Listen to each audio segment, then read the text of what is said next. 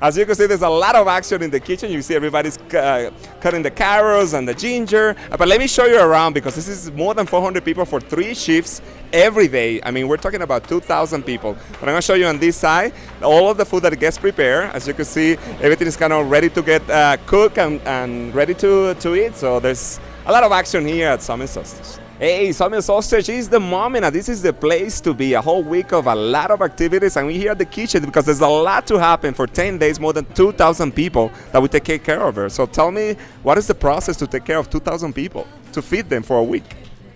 Well, when anybody comes to this camp, everyone has to participate in the service of everyone else. The kitchen is a big area. Yes. So people from all over the world come to this camp, and they come up this mountain.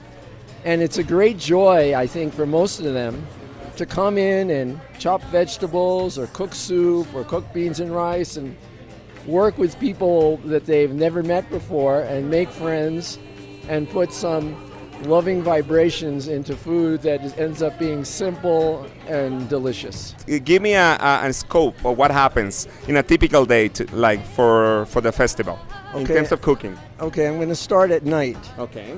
At night, a crew cooks the soup that's going to be served for breakfast.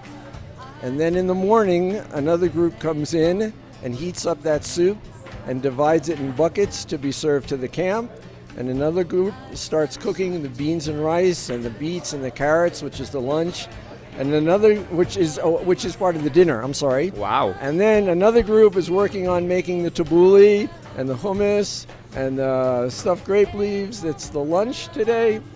And sometimes there's 100 people in here chopping vegetables, cooking. There's a crew of people at these tables here chopping. This is filled with maybe 80 people chopping.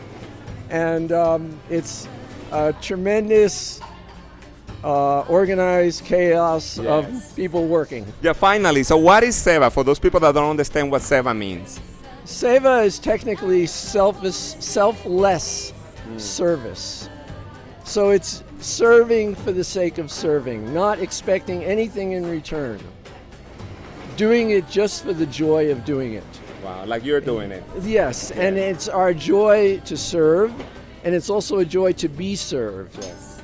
Well, so that's the essence of what we practice here. Well, a joy to serve, and we're so delighted to be here at the 3HO Summer Solstice. So stay with us.